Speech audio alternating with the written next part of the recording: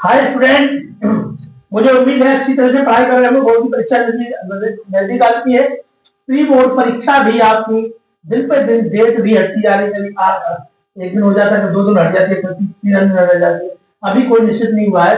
फिलहाल में 12 तारीख से बताई गई है परीक्षा की।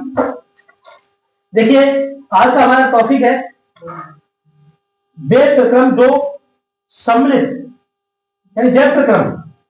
जय प्रक्रम का जो प्रथम टॉपिक है पोषण एवं पाचन।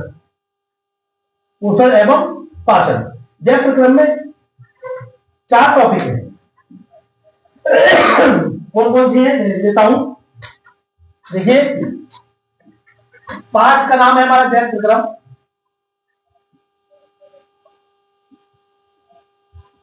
ये पाठ है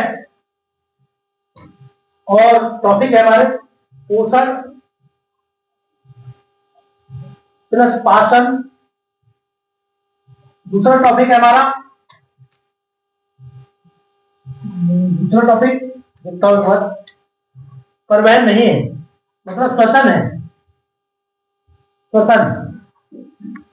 श्वसन तंत्र, ठीक। और अगला टॉपिक है हमारा परिवहन। और फिर अगला टॉपिक है हमारा उत्सर्जन।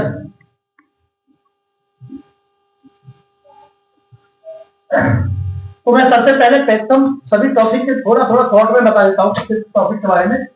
देखिए, पहला टॉपिक हमारा है पोषण और पाचन।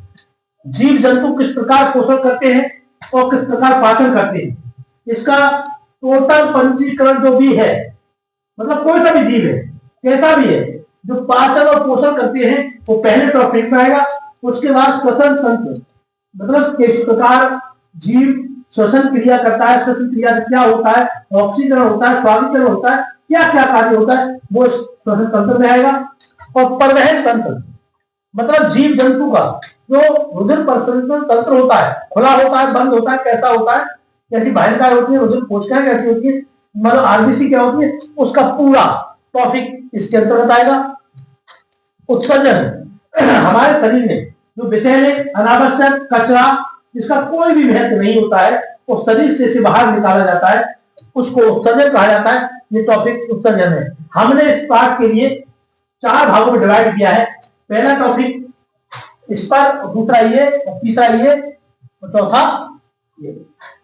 4 भागों में टॉपिक डिवाइड किया है। हम सोचते हैं कि अगर हम 4 टॉपिक की वीडियो एक बार में डालें तो काफी बड़ी हो जाएगी, इसमें आप देखते देखते बोर हो जाओगे। इसलिए प्रत्येक टॉपिक की वीडियो हमने अलग अलग करने की सोची है। आज का जो टॉपिक रहेगा पोषण और पाचन रहेगा। अगले टॉपिक में पढ़ेंगे आप श्वसन तंत्र, तीसरे टॉपिक में पढ़ेंगे आप परिवहन, और चौथे टॉपिक में पढ़ेंगे उत्सर्जन।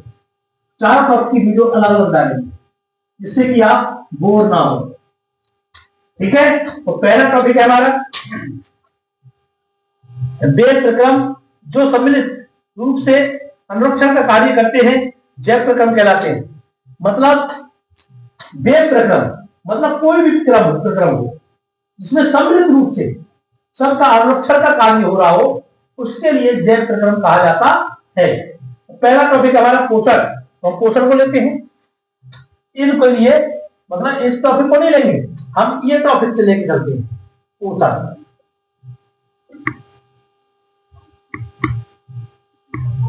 देखिए, कोई भी जीव है उसके पोषण की आवश्यकता पड़ती है। पोषण वह क्रिया है जिसको हम ग्रहण करते हैं।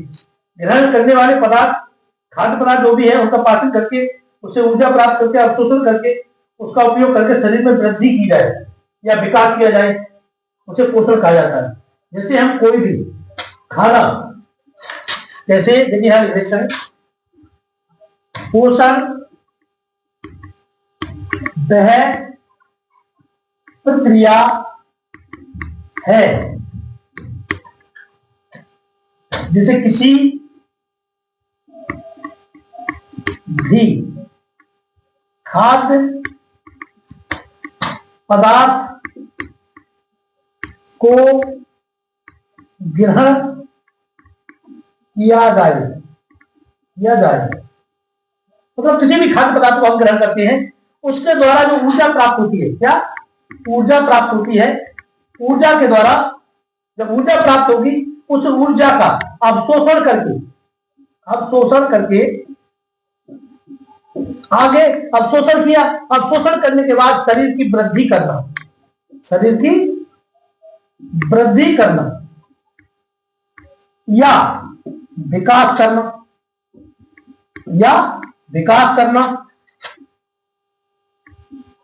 क्या कहलाता है? हमारा पोषण कहलाता है। ये मैं एक हिसाब से टॉपिक के अनुसार बता रहा हूं, ये शॉर्ट में मतलब थ्योरिकल नहीं बता रहा इतना। मतलब किसी को अगर नोट्स की आवश्यकता हो तो मेरे नंबर पर कॉल कर सकते हैं, व्हाट्सएप नंबर से या टेलीग्राम से पूरी पीडीएफ आप ले सकते हैं। केवल मैं इस पाठ के टॉपिक को समझाने की कोशिश करूंगा। मतलब अगर मैं लिखने से शुरू करूंगा तो लिखने का समय ज्यादा होगा, वीडियो लंबी हो जाएगी। इसलिए मैं ज्यादातर कोशिश करूंगा कि आपको टॉपिक समझ में आए। ठीक है, तो मैंने लिख दिया किसी भी इस वह प्रक्रिया जिसमें, यहां पर मैं जिसमें लिखने भूल गया, जिसमें किसी भी खाद्य पदार्थ को ग्रहण किया जाए मुंह के द्वारा और ग्रहण किया जा रहा है तो उससे ऊर्जा प्राप्त होगी। ऊर्जा के लिए अवशोषण कर लेंगे। अवशोषण करने के बाद हम क्या करेंगे? उस ऊर्जा का अवशोषण करने के बाद हम शरीर की वृद्धि या विकास करेंगे। इसी को पोषण कहा जाता है। जैसे पोषण भी दो प्रकार के होते हैं। जब तक खाद्य पदार्थ का पाचन नहीं होगा, जैसे कि खाद्य पदार्थ ग्रहण करें और उसके बाद पहले पाचन कर लो, सही है।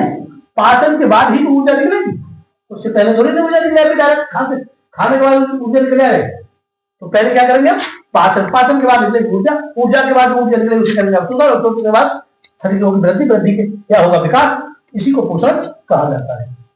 ठीक है, लगभग मैं उम्मीद करता हूं पोषण का जो टॉपिक है आपके समझ में पूरी तरह से आ गया। अब हम समझते हैं कि पोषण दो प्रकार के होते हैं। जैसे पोषण के प्रकार कितने प्रकार के बताए थे मैंने? दो। पर पोषण पहले लिख लो, दूसरा में स्वपोषण और एक होता है परपोषण। स्वपोषण एक हो गया, परपोषण। स्वपोषण वे जीव, यानी वे जीव, जंतु नहीं कह सकते आप, वे जीव जो भोजन स्वयं बनाए। क्या करें? स्वयं बनाए। जो जीव अपना भोजन स्वयं बनाते हैं स्वजीवी स्वपोषण कहलाता है। जैसे पेड़ पौधे जो हरे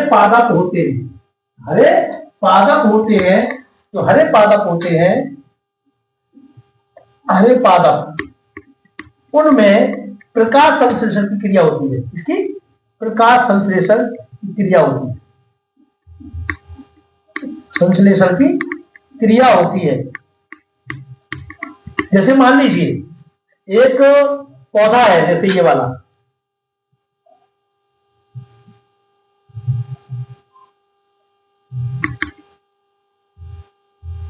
ये पृथ्वी एक पौधा है, ये हरा पौधा है। ठीक है, इसमें प्रकाश संश्लेषण की क्रिया होगी और जब प्रकाश संश्लेषण की क्रिया होगी तो क्लोरोफिल की आवश्यकता पड़ेगी और क्लोरोफिल होगा तो सूर्य का प्रकाश पड़ेगा और जब प्रकाश पड़ेगा तो वो ऊर्जा में कन्वर्ट होने के बाद कन्वर्ट हो जाएगा और कन्वर्ट होगा तो उसके बाद सूर्य का प्रकाश और क्लोरोफिल दोनों मिलकर के ग्लूकोज का निर्माण कर लेंगे, मंड का निर्माण कर लेंगे और ऑक्सीजन का भी निर्माण होगा और जल की मात्रा भी निकलेगी। इस प्रकार प्रकाश संश्लेषण की क्रिया होती है, तब इनमें भोजन बनता है। अब कहने लगो, कुछ बच्चे कहेंगे कि भोजन तो हमारी माँ बनाती है। माँ नहीं बनाती है, भोजन बनता नहीं है, केवल आपकी जो माँ होती है वो पकाती है भोजन के लिए। भोजन पकाया जाता है। कच्चा भोजन बनाने का काम होता है पादपों का, पेड़ पौधों का, वनस्पतियों का, जिसके प्रकाश संश्लेषण की क्रिया होती है, वही भोजन अपना बनाते हैं। उसके बाद हम उनका भोजन केवल पका करके खाते हैं, केवल पकाते हैं, हम भोजन बनाते नहीं।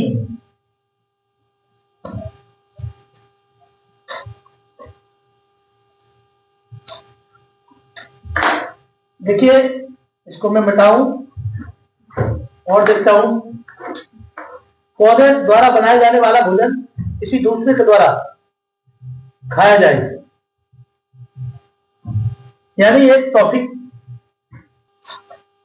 अवशोषण। जैसे इसमें मैंने लिखा है खाद्य पदार्थ, देखिए खाद्य पदार्थ,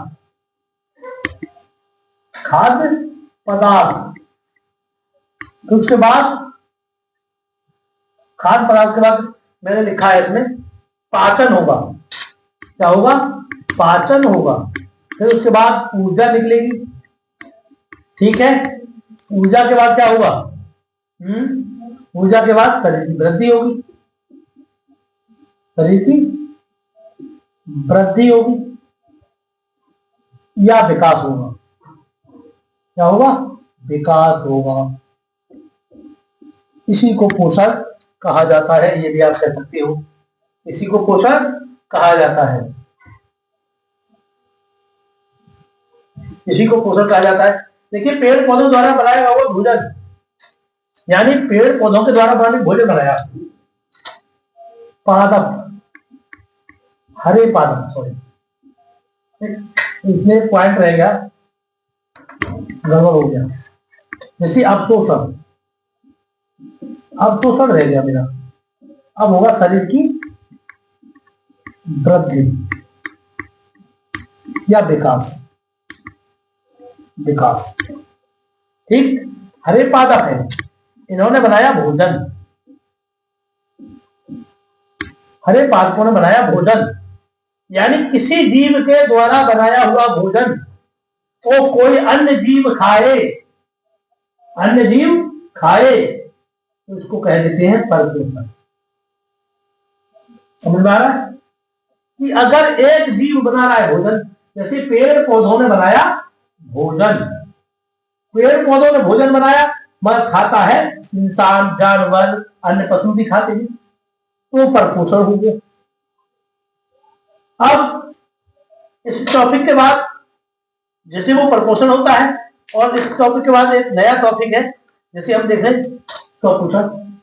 अगर डेफिनेशन लिखना चाहे तो केवल बोल रहा हूं, जैसे कि वह प्रक्रम जिसमें जीव अपने भोजन निर्माण स्वयं करते हैं, स्वपोषण कहलाता है। जैसे हरे पादप तथा पेड़ पौधे प्रकाश संश्लेषण की प्रक्रिया द्वारा अपना भोजन बनाते हैं, यही बताया था मैंने अभी। जो जीव अपना भोजन स्वयं बनाते हैं वह स्वपोषण कहलाता है। जैसे हरे पादप, हरे पादप प्रकाश संश्लेषण की क्रिया के द्वारा अपना भोजन स्वयं बनाते हैं, स्वपोषण कहलाता है। अगला है परपोषण। वह जीव, वह प्रक्रम जिसमें जीव अपने भोजन का निर्माण स्वयं ना करके दूसरे जीवों पर निर्भर किए जाते हैं, निर्भर रहते हैं, भोज्य पदार्थों का पोषण प्राप्त करते हैं। भोजन भोज्य पदार्थ हो या अन्य चीज हो, कोई भी पोषण हो, वो दूसरों से प्राप्त करते हैं, वो परपोषण कहलाता है। जैसे परपोषण 3 प्रकार का होता है।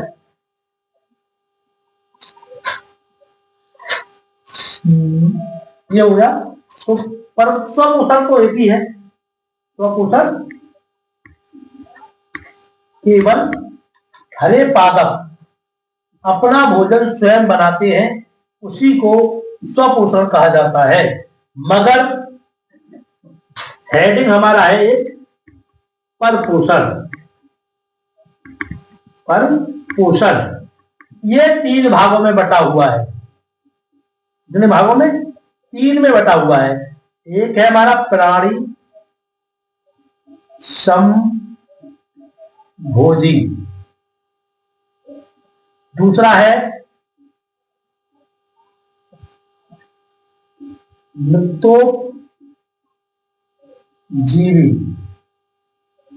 और तीसरा है हमारा परजीवी। ये क्या है तब? पोषण है। क्या है ये? पोषण। पोषण। अब एक चीज हमें देखनी है इसमें, कौन कैसा भोजन करता है? प्राणी समभोजी जो जीव जंतु होते हैं वो सभी स्तनधारी होते हैं। एक बार में मामला खत्म। अब मैं कहने लगूं मानव है कि पशु है कि जानवर है कि कुत्ता है कि बिल्ली है, ये है वो है, मामला खत्म। सभी स्तनधारी जिनका शरीर मतलब बहुकोशिकाओं के द्वारा बना होता है, बहुकोशिकाओं के द्वारा बना होता है, वो सभी इस भोजन को करते हैं। ठोस, तरल, बसा आदि। इन भोजन को जो करते हैं वो सभी स्तनधारी कहलाते हैं। जैसे चाहे मनुष्य हो, चाहे मेंढक हो, चाहे कुत्ता हो, चाहे बिल्ली हो, चाहे भैंस हो, चाहे गाय हो, नीलगा हो, बकरी हो, बकरा हो, चूहा हो, कोई भी हो, मतलब स्तनधारी होना चाहिए। स्तनधारी हो। ठोस में जैसे कार्बोहाइड्रेट है, रोटी अनाज की रोटी है, या कोई अन्य चीज है जो चबाकर खाई जाती है, चबा करके, उसको तो कहेंगे ठोस। ठीक है। तरल पदार्थ जैसे दूध भी पीते हैं, जूस भी पीते हैं, रस आदि किसी का रस पीते हैं, जूस में आ जाएगा सब। अन्य कोई पेय पदार्थ पिए तो वो आ जाएगा तरल में। ठीक है। अब आती है बसा, इसको कहते हैं ऑयल। चाहे सरसों का तेल हो, चाहे रिफाइंड हो, चाहे घी हो, तरल बसा में आ रहा है, या फिर कोई अन्य ऑयल हो। इसका सेवन केवल स्तनधारी करते हैं। कहने लगो मधुमक्खी, मधुमक्खी तो नहीं कर सकती। स्तनधारी कुत्ता भी खा लेता है बसा के लिए, तरल भी पदार्थ पी लेता है, दूध भी लेता है और रोटी भी खा लेता है, और अगर रिफाइंड भी तो उसे पी लेगा। भैंस के डाल दो चल लेगी, ये भी खा लेगी, ये भी खा लेगी। मगर यहां पर अलग चीज है, मृतोपजीवी। जो पशु या जीव जंतु मर जाते हैं, जरूरी नहीं है कि जानवर ही मरे, पेड़ पौधे भी मर जाते हैं। जैसे कि हमने काटा, उसे डाल दिया, मरी तो गया वो, लगभग उसकी लकड़ी है तो सूख जाएगी।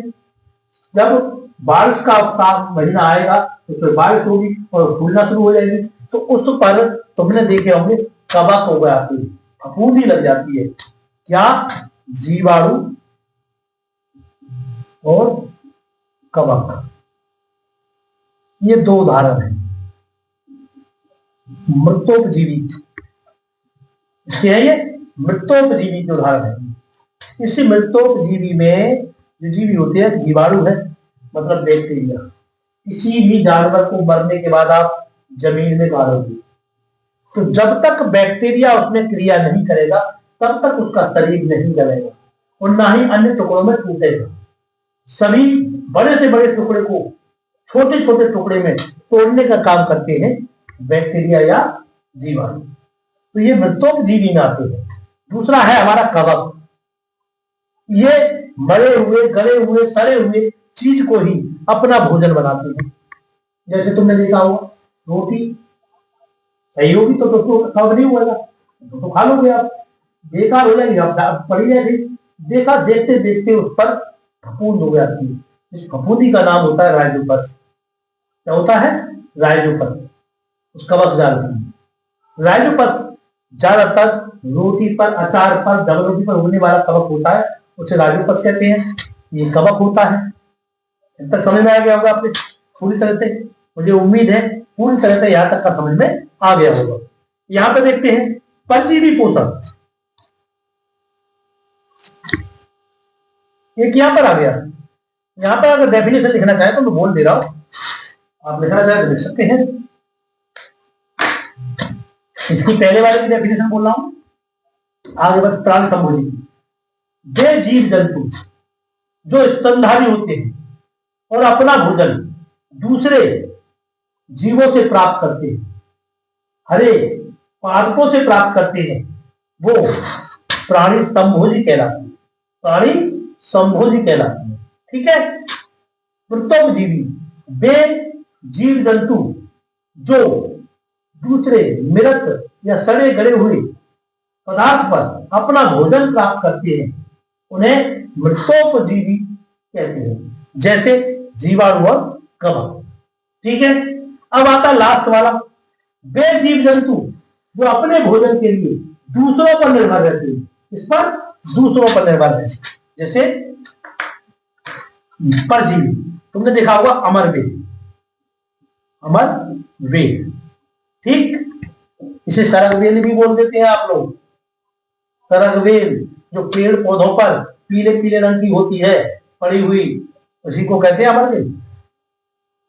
ये मत सोच लेना मासा तो अमरवेल बता रहे थे, ये तो सरगवेल है, उसी को अमरवेल बोलते हैं। जू, जौक,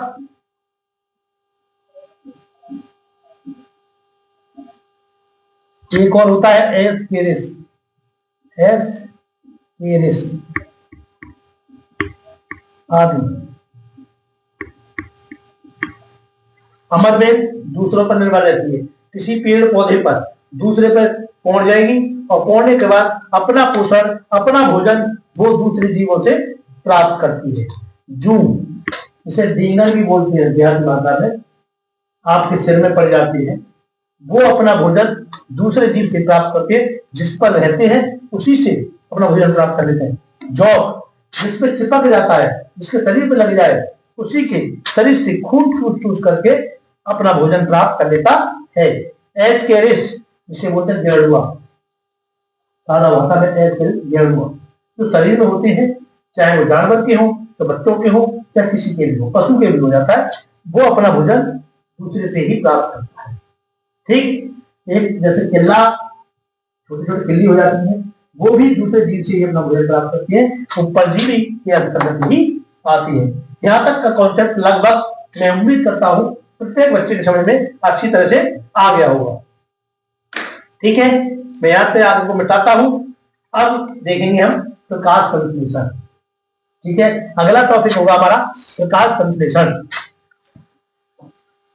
देखिए, प्रत्येक टॉपिक मैं डिटेल में पढ़ाने की कोशिश करूंगा, मगर अगर मैं सभी थ्योरी लिखूंगा तो वीडियो लंबा हो जाएगा और आप बोर हो जाएंगे। इसलिए मैं सोचता हूं कि थ्योरी ना लिखूं। अगर किसी को थ्योरी या नोट की आवश्यकता है तो मेरे नंबर पे कॉल कर लें, जिससे कि मैं नोट्स आपके व्हाट्सएप पे डाल दूंगा। अगर किसी को आवश्यकता है तो, और नहीं आवश्यकता तो कोई आवश्यकता नहीं, आप ऐसे ही पढ़िए। केवल आपका जो टॉपिक है वो चल रहा है पाचन और पोषण, इसलिए इन टॉपिकों को भी यहाँ से हटा देते हैं, जिससे कि हमें कोई भी क्षति ना हो। तो प्रकाश संश्लेषण ये स्वपोषण है।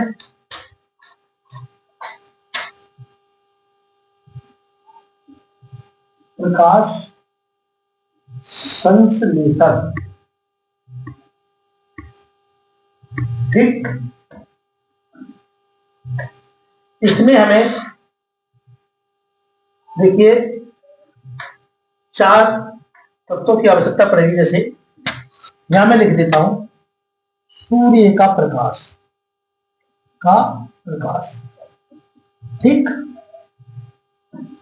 कार्बन डाइऑक्साइड, ठीक, और जल, ठीक, और एक ही और रहेगी हमारी क्लोरोफिल, क्लोरोफिल। ये 4, जब तक ये 4 क्लियर नहीं होंगे तब तक हमारे कोई भी पौधे में प्रकाश संश्लेषण की क्रिया नहीं होगी।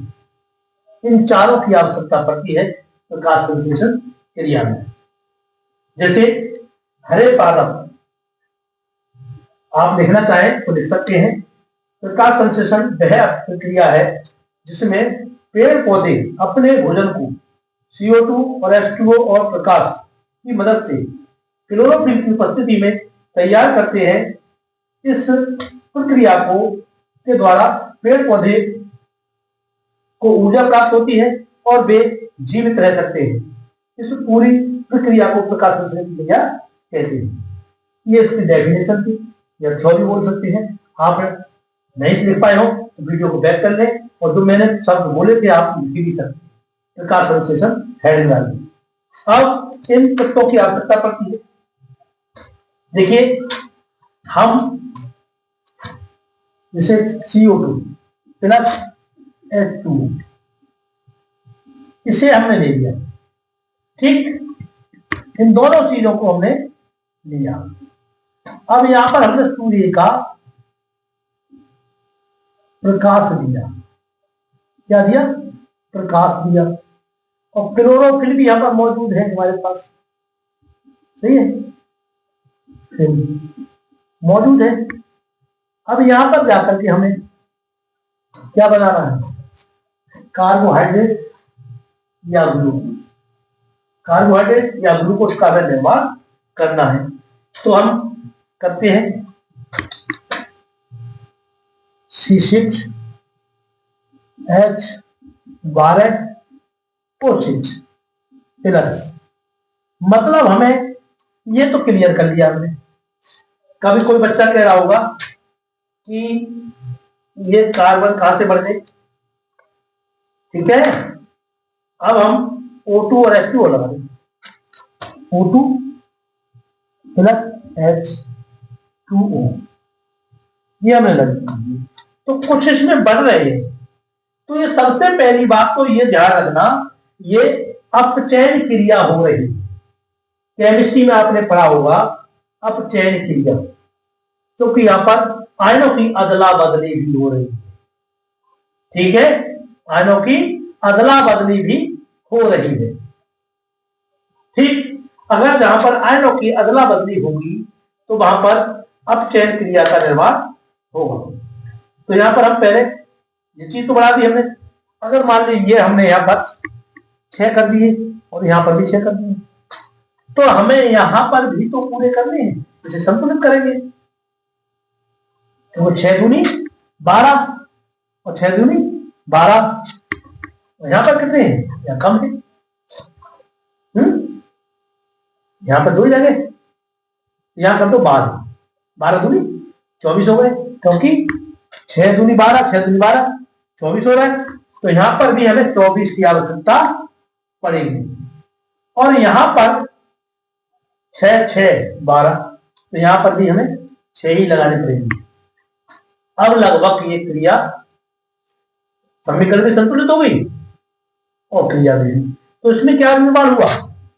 ग्लूकोज का निर्माण हुआ। किसका निर्माण? ग्लूकोज। और O2 ऑक्सीजन का निर्माण हो रहा है। किसका? ऑक्सीजन का निर्माण हो रहा है, ऑक्सीजन निकल रही है। और क्या हो रहा है? जल भी निकल रहा है, ठीक। इस प्रकार होती है प्रकाश संश्लेषण की क्रिया। अगर प्रकाश संश्लेषण की क्रिया होगी तभी पौधों में भोजन बनेगा।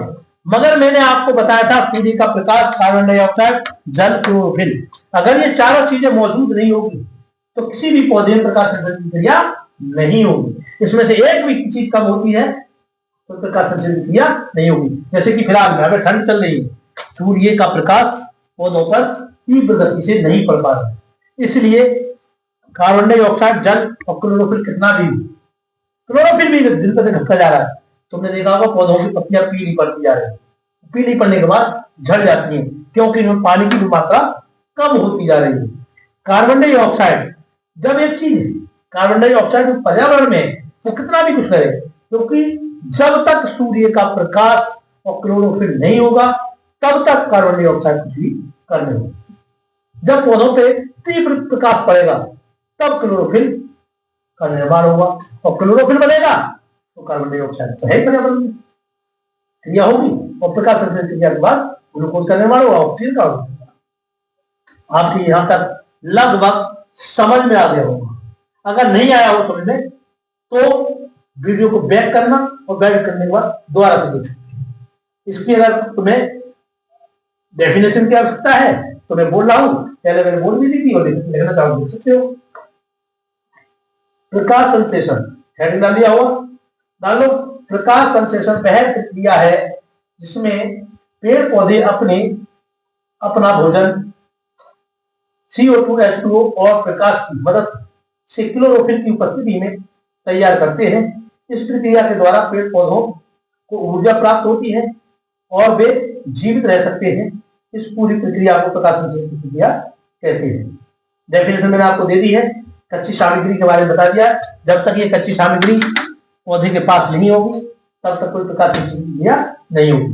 ये टॉपिक प्रकाश संश्लेषण का यही था। इसकी नोट लेना चाहते ले सकते हैं। अगला टॉपिक देखते हैं हम।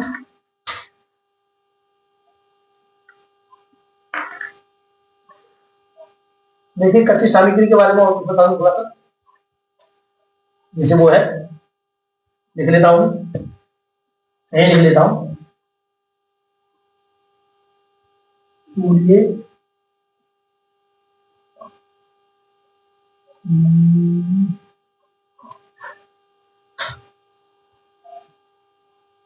सबसे पहले मेन बात क्या पड़ेगी, क्लोरोफिल, उसके बाद सूर्य का प्रकाश, उसके बाद जल।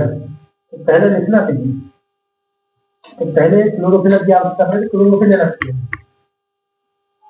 Chlorophyll, chlorophyll. उसके बाद हमें आवश्यकता पड़ेगी सूर्य प्रकाश की, सूर्य का प्रकाश, ये कच्ची सामग्री है। उसके बाद हमें जल की आवश्यकता पड़ेगी, फिर हमें पड़ेगी कार्बन डाइऑक्साइड की आवश्यकता, कार्बन डाइऑक्साइड, इन चीजों की आवश्यकता पड़ेगी। तो क्लोरोफिल, क्लोरोफिल का मतलब है जो हरे पेड़ पौधों में, हरे पेड़ पौधों में पत्तियों में जो हरा रंग पाया जाता है, पत्तियां जिसकी हरी होती है, हरा रंग पाया जाता है, उसी को कहते हैं क्लोरोफिल। जैसे कि आपने देखा होगा बर्नी लवक है, क्लोरोप्लास्ट है, लाल लवक है, पीला लवक है, हर तरह के लवक होते हैं। उन लवकों के द्वारा, क्लोरोप्लास्ट के द्वारा जो बनाया जाता है उसको कहते हैं हल्कलवक।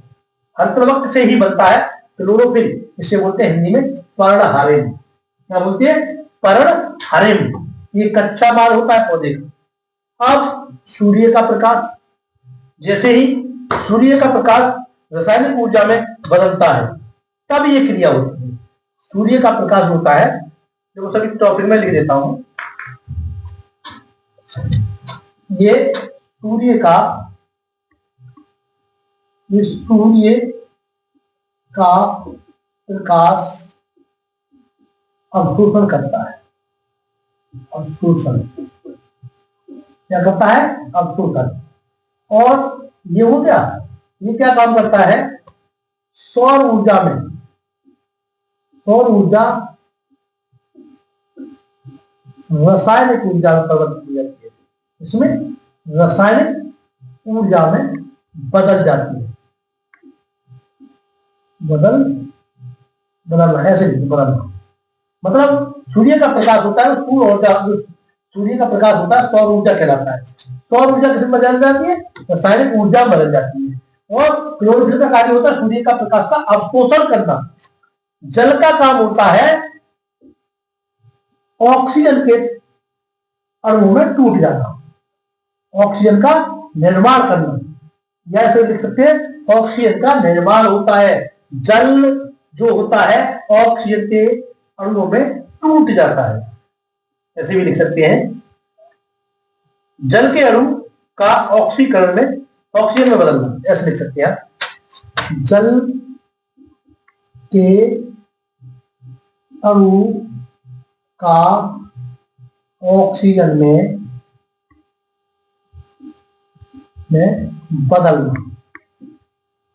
बदलना, ठीक है। अब रहेगी कार्बन डाइऑक्साइड, कार्बन डाइऑक्साइड रहेगी। अब इसका ही मतलब है कार्बन डाइऑक्साइड ग्लूकोज में ट्रांसफर हो जाता है, ठीक है, क्योंकि इसमें अपचयन क्रिया हो रही है। CO2 का ग्लूकोज में अपचयन होगा, इसका CO2 का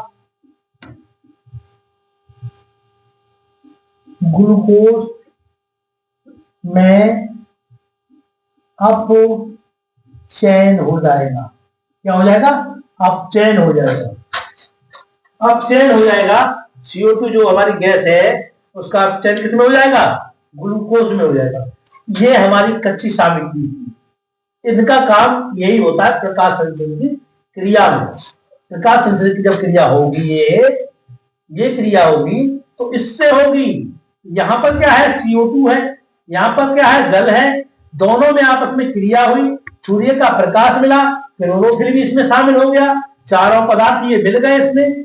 तो इसने क्या काम किया, क्लोरोफिल ने सूर्य के प्रकाश को अवशोषण कर लिया। सूर्य के प्रकाश को क्या कहा, अवशोषण कर लिया। किसने, क्लोरोफिल ने। और सूर्य प्रकाश, जो सूर्य का प्रकाश था ये वाला, ये किसमें बदल गया, रासायनिक ऊर्जा में बदल गया। रासायनिक ऊर्जा में बदला और जल था हमारा, इसमें जो जल था हमारा वो किसमें ट्रांसफर हो गया, ऑक्सीजन में। और कार्बन डाइऑक्साइड जो थी, कार्बन डाइऑक्साइड वो किसमें बदल गई, ग्लूकोज में बदल गई। बच क्या गया, थोड़ा बहुत बचा, तो थोड़ा बहुत पानी बच गया। ठीक है, ये लगभग टॉपिक आपकी समझ में आ गया होगा। अब कोई बच्चा हमें बताए कि इसके बाद कौन सा टॉपिक है, यहां क्या पढ़ाएंगे, बता सकता है कोई भी? क्योंकि ये क्या चल रहा है, पोषण, समझ आ रहा है। पादप जो पेड़ पौधे हैं उनके ही ऊपर चलेंगे पहले तो। देखिए, कोई भी टॉपिक है जब तक समझ में ना आए तब तक उस टॉपिक के बारे में आप बार बार पढ़ें। क्योंकि अगर जो टॉपिक समझ में नहीं आया हो तो आप वीडियो को बैक भी कर सकते हो, बैक कर करके आप इसको पढ़ भी सकते हो दोबारा से। और बहुत काफी देर हो गई आपको वीडियो देखते हुए, तो एक काम कर दें, आपने वीडियो को शेयर नहीं किया होगा तो प्लीज शेयर, एक बार शेयर कर दो सब मिलके लोग, जिससे कि ये वीडियो ज्यादातर दूसरे लोगों तक पहुंच जाए। अब हमारा अगला टॉपिक है पर्णरंध्र, रंध्र या स्टोमेटा, रंध्र या रंध्र या स्टोमेटा, बस इसमें लिख सकते स्टोमेटा। सही है। रंध्र कितने प्रकार के होते हैं, रंध्र 3 प्रकार के होते हैं। ये टॉपिक किसी ने नहीं बताया होगा, ये मैं बता रहा हूँ। रंध्र कितने प्रकार के होते हैं, रंध्र 3 प्रकार के होते हैं। प्रत्येक पूरे यूट्यूब पर कहीं पे भी होगा केवल एक रंध्र के बारे में बताया होगा, एक रंध्र के बारे में। रंध्र 3 होते हैं, लीफ स्टोमेटा, उपचयी स्टोमेटा और वात रंध्र। मतलब वात रंध्र भी होते हैं जो एपिडर्मिस में रंध्र पाए जाते हैं। सबसे देखिए, कभी कभी तुमने देखा होगा उत्सर्जन होता, बाष्पोत्सर्जन होता है, सॉरी बाष्पोत्सर्जन होता है। तो टॉपिक में आगे पढ़ाऊंगा मैं बाष्पोत्सर्जन। बाष्पोत्सर्जन में महत्वपूर्ण भूमिका निभाने वाले होते हैं लीफ स्टोमेटा, जो अगले टॉपिक में आपको पढ़ने मिलेगा, लीफ स्टोमेटा। उसके बाद होते हैं जो उपत्वचा वाले स्टोमेटा, वो होते हैं, और होते हैं बाष्प स्टोमेटा। तीनों मिलकर के बाष्पोत्सर्जन क्रिया को संपन्न करते हैं। लगभग 90% जो जल भाप में उड़ जाता है वो लीफ स्टोमेटा के द्वारा होता है, मतलब पर्णरंध्रों के द्वारा, पत्तियों में जो रंध्र पाए जाते हैं।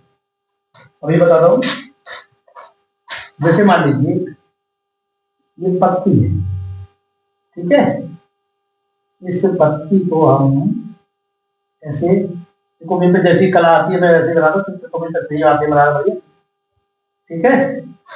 यहां मान लीजिए ये लीफ स्टोमेटा है, इसकी आकृति इस हिसाब से लिखिए, शैल के बीज की तरह।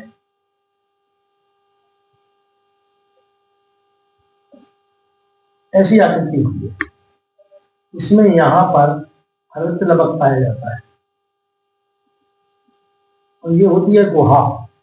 इसमें गैसों का आदान प्रदान होता है, तो गैस निकलती है, कभी आती है, कार्बन डाइऑक्साइड है, ऑक्सीजन है। पत्तियों पर पाया जाने वाला छिद्र ही छिद्र है। पत्तियों में ध्यान सकते, पत्तियों में पाया जाने वाला छिद्र छिद्र ही स्टोमेटा कहलाता है। क्या कहलाता है? स्टोमेटा। इसमें O2 व CO2 गैसों का आदान प्रदान होता है। गैसों का आदान प्रदान होता है, मतलब CO2 और O2, CO2 और O2 का यहां से आदान प्रदान होता है। इसी को वर्णरंध्र या लीफ स्टोमेटा कहते हैं। इसका चित्र बनाना चाहे तो आप बना सकते हैं। इनमें CO2 और O2 का आवागमन रहता है। जब CO2 का आवागमन रहेगा तो ये खुला रहेगा, और CO2 और O2 का जब दोनों का आवागमन बंद हो जाता है तब ये बंद हो जाता है। मगर भोजन जो बनता है पत्तियों में, एक भाग होता है पत्तियों में गिरेना, ये गिरेना भाग होता है पत्तियों में। उस गिरेना नामक भाग में का संश्लेषित क्रिया संपन्न होती गिरेना, और उसका जो भोजन बनता है उसे कहते हैं मंड या स्टार्च। क्या कहेंगे? मंड या कहेंगे स्टार्च। इसी को ग्लूकोज भी कहा जाता है। ठीक है, इससे मंड या स्टार्च को यहाँ पर भोजन बनने के बाद इकट्ठा हो जाता है और ये गुहा बंद हो जाती है। क्या हो जाती है? गुहा बंद हो जाती है। जब इस गुहा को खुलना है तो इसको जो भोजन बनता है, जब इस भोजन को पौधे पूरी तरह से ग्रहण कर लेते हैं तो ये स्टोमेटा दोबारा से फिर खुल जाता है। क्या करेगा? फिर खुल जाएगा, ये खुल जाएगा। फिर जब इस भोजन को पौधे खा लेंगे या भोजन कर लेंगे ये फिर खुल जाता है। जब गैसों का आदान प्रदान होता है तो ये वाला बिल्कुल इस तरह से बंद भी हो जाता है, बंद भी हो जाता है। इसको कहेंगे खुला लीफ स्टोमेटा, इसको कहेंगे बंद लीफ स्टोमेटा, या कह देंगे खुला रंध्र, बंद रंध्र। ठीक है, ये भी चीज आपकी समझ में आ गई होगी। आप लिख सकते हैं लीफ स्टोमेटा के बारे में लिखे, रंध्र के बारे में। पादप की पत्तियों तथा अन्य कोमल बाह्य भागों की बाह्य त्वचा में छोटे छोटे छिद्र पाए जाते हैं जिन्हें हम रंध्र कहते हैं। प्रकाश के लिए गैसों का आदान प्रदान रंध्रों के द्वारा होता है, इसी को रंध्र कहते हैं। ठीक है, अब आती है हमारे रंध्र की संरचना में लिखना चाहे तो ऐसे ही बना लो, मैं बना देता हूं। यही है संरचना में, तो बना देता हूं, उधर बना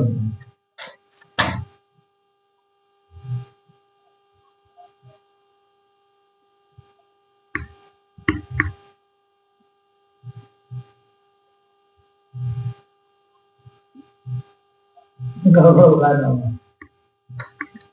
चलो दोबारा से बनाओ पूरा। ये सेब के बीज के आकार का होता है, ध्यान रखना।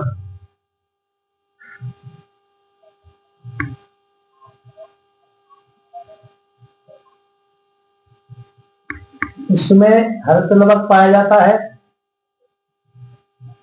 इस प्रकार से, इसे बोलते हैं हरित लवक। इसको बोलते हैं गुहा, और इस पर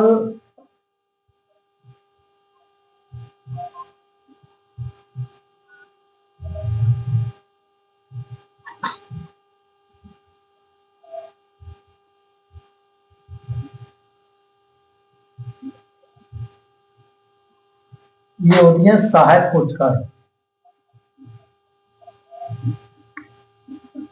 कोशिकाएं।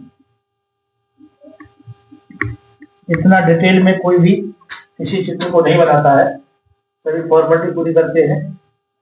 इसमें होता है गैसों का आदान प्रदान, O2 या CO2। ठीक, और ये खुला है, क्या है? ये खुला रंध्र है। ये जो बन रही है ये सहायक कोशिकाएं हैं। देखना, जब आप पत्तियों को इस माइक्रोस्कोप के द्वारा देखेंगे तो ऐसी संरचना उसमें पत्तियों में दिखाई देगी। हमारे नग्न आंखों से नहीं देख सकते, मगर ये लीफ स्टोमेटा है, पर्णरंध्र है। इसकी संरचना के बारे में आप डेफिनेशन लिखना चाहें तो लिख सकते हैं। रंध्र पत्तियों की बाह्य सतह पर पाई जाती है। बाह्य सतह कौन सी होती है? बाह्य सतह मतलब जिस साइड को हम देखते हैं, एक होती है निचली सतह। उस समय जो कद्दू वगैरह होती है, रेंगने वाले पौधे, कुकुरबिटेसी कुल के जितने भी पौधे होते हैं उनके नीचे पाए जाते हैं रोम में। रोम जो होते हैं वहीं पर पर्णरंध्र पाए जाते हैं। तो देख सकते हैं प्रत्येक रंध्र में दो अर्धचंद्राकार शैव की बीज के आकार की द्वार कोशिकाएं होती है। देखिए ये वर्ड अर्धचंद्र की तरह, एक ये और ये दो है, और शैव के बीज के आकार का है, इसलिए शैव के बीज का आकार का है, अर्धचंद्राकार भी है। और अगला लिखा गया, अगला लिखें, तथा मध्य में रंध्रीय गुहा पाई जाती है। द्वार कोशिका की बाहरी भित्ति पतली और आंतरिक भित्ति मोटी होती है, इसमें हल्के लवक पाए जाते हैं।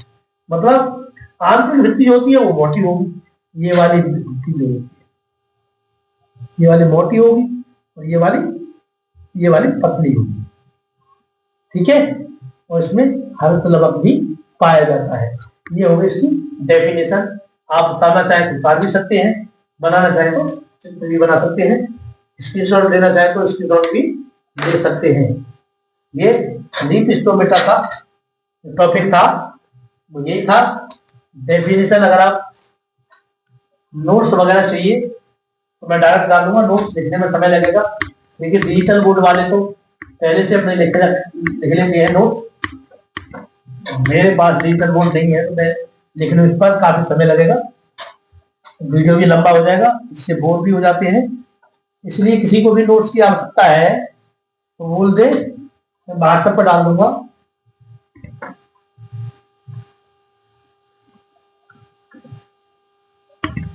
अगर टॉपिक समझ में आ रहा हो तो एक बार वीडियो के लिए शेयर कर दे, जिससे कि अन्य लोग भी देख लें। अब जो आ रहा है अगला टॉपिक हमारा वो है अमीबा में पोषण। अमीबा में पोषण, तो अमीबा के बारे में सब कुछ जानते होंगे। अमीबा में पोषण, ठीक।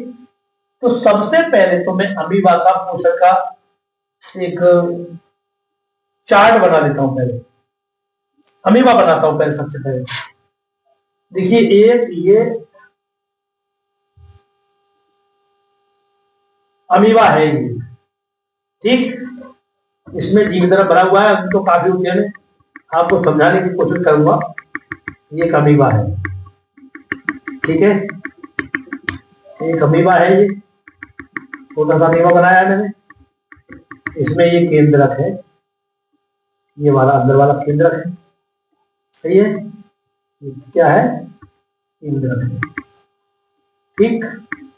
इसकी अगली संरचना ये मान लीजिए, ये एक भोजन का कण है जो यहाँ पर आ रहा है, इसके तरफ से ये बहता हुआ पानी में आ रहा है, ठीक। इसी तरह, और ये वाला अमीबा इधर को बह रहा है। जब ये भोजन को खाने की कोशिश करेगा तो इसकी आकृति बदल जाएगी। कैसी हो जाएगी?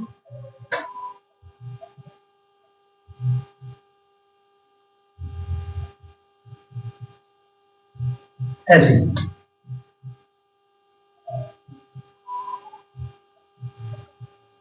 इसकी आकृति कोई निश्चित नहीं होती है, ध्यान रखना। ये कैसा भी हो सकता है, इसीलिए मैं एक आइडिया से एकदम बना देता हूं। ये मत सोच लेना कि ऐसी आकृति होती है। आप जैसा भी चित्र बनाएंगे उल्टा सीधा, वो अमीबा ही कहलाएगा। जरूरी नहीं है कि मैं बना रहा हूं आप ऐसे ही बनाए, बिल्कुल सेम का सेम आप कैसे ही बना सकते हैं। ये भोजन का टुकड़ा इसने कहा ले लिया, यहां ले लिया अपने अंदर, दोनों जगह। ये क्या है हमारा? ये है भोजन। क्या है ये? भोजन, मतलब खाद्य पदार्थ। खाद्य पदार्थ चाहे वो कुछ भी हो, बैक्टीरिया वगैरह कुछ भी हो सकता है। यहां ले लिया। ये जो पैर हैं, ये जो आकृति बनी है, इनको कहते हैं कूटपा। क्या कहते हैं, कूटपाद। अमीबा जिसको जिधर को भी गति करता है, जिधर को भी चलता है, उधर के लिए उसके पैर बन जाते हैं, उन्हीं को कहते हैं कूटपाद। ये अपने पैरों से, और जो सामने वाला जीव है, जंतु है छोटा सा जो सूक्ष्म है, उसको अपना भोजन बनाता है, उसको अपने पंजों में जकड़ लेता है, पंजों में जकड़ता है और उसे पचा जाता है। देखिए अगली आकृति बताता हूं। जैसे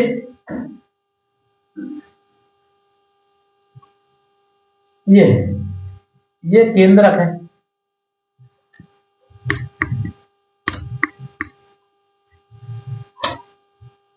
केंद्रक है, और इसने भोजन खा ले लिया, यहां दे दिया, ठीक है। इसको क्या बोलेंगे, लगभग कोशिश करूंगा कि पूरा टॉपिक आपको समझ में आए। ये केंद्रक है, ठीक है, ये केंद्रक है, ये भोजन है, इसको खाद्य रिक्तका या रसधानी कहा जाता है, खाद्य रिक्तका या रसधानी भी कहा जाता है। यहां तक ये टॉपिक आपका क्लियर हो गया। देखिए ये 5 पॉइंटों में इसका पाचन होगा, इसका पाचन होगा। यहां पर एक अमीबा और बना देता हूं जिससे कि मैं पांचों आपको समझा सकूं, पांचों आकृतियों से आपको समझा दूं।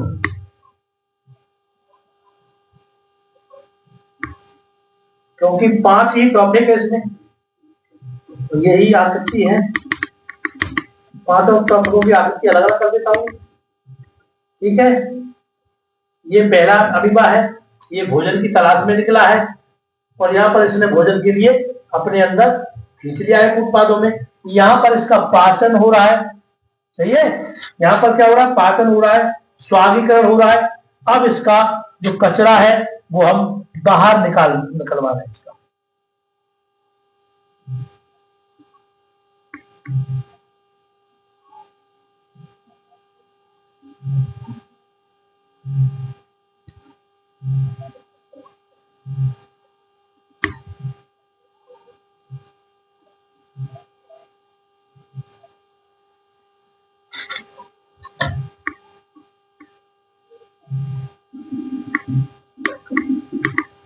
मतलब ये बाह्य कारक के रूप में बाहर निकाल देगा। देखिए कोई भी पाचन जब होता है जिसका कोई भी महत्व नहीं रहता है तो ये बाह्य कारक के रूप में बाहर निकाल देगा, बाकी सब आकृतियां वही है। तो पहला अमीबा है, दूसरा भोजन की तलाश में निकला है और उसने भोजन को पकड़ भी लिया पैरों में, अंतर ग्रहण भी कर लिया और उसमें पाचन हुआ। पाचन के बाद जो अवशिष्ट कचरा बचा उसको उसने पीछे वाली साइड से बाहर निकाल दिया। इसी पर टॉपिक है, पहला टॉपिक हमारा, यहां से इसे मिटा देते हैं पहले, ठीक है। यहां लिख देते हैं अमीबा में पोषण, ठीक है। तो पहला है हमारा अंतर्ग्रहण, ठीक, दूसरा है हमारा पाचन, ठीक, और तीसरा हमने पॉइंट दिया है अवशोषण, अवशोषण। अगला है हमारा स्वागीकरण, स्वागीकरण, स्वागीकरण।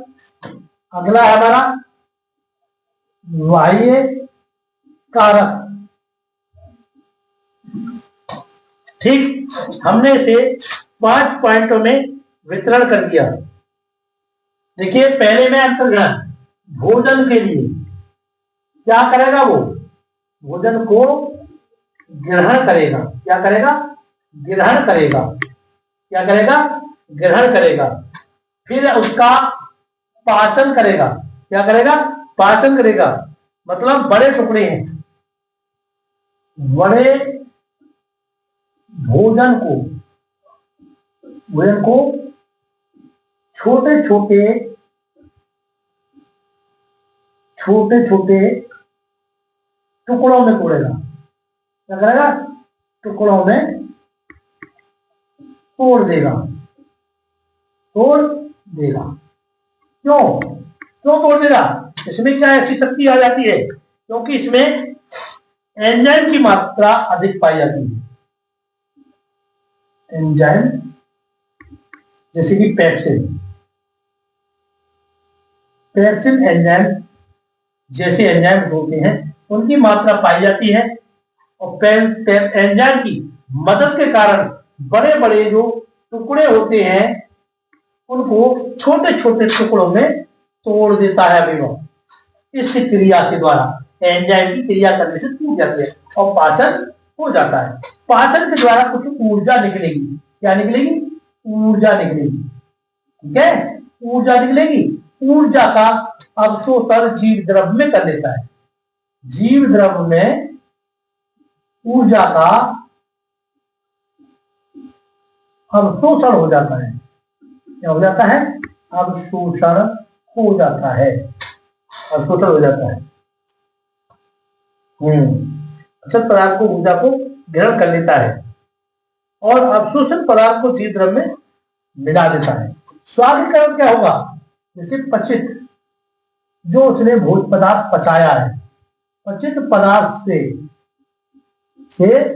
निकलने वाली ऊर्जा को क्या करेगा? ऊर्जा को जीव द्रव्य में मिला देगा। क्या करेगा? जीव द्रव्य में मिला देगा। ठीक। अब अवशिष्ट पदार्थ